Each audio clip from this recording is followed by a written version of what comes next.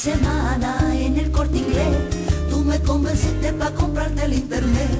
Maldito momento que fue mi perdición, pues desde ese día ya no hacemos el amor.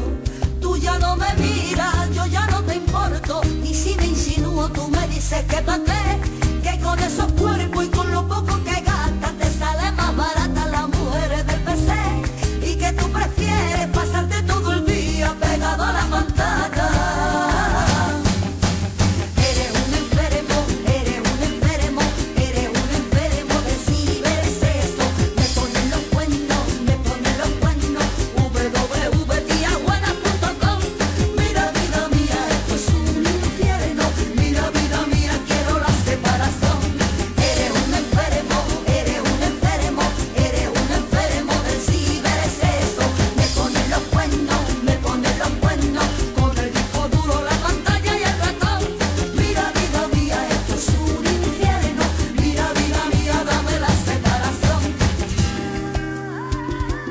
Una noche de estas que no pude dormir, escuché unos ruidos muy extraños para mí.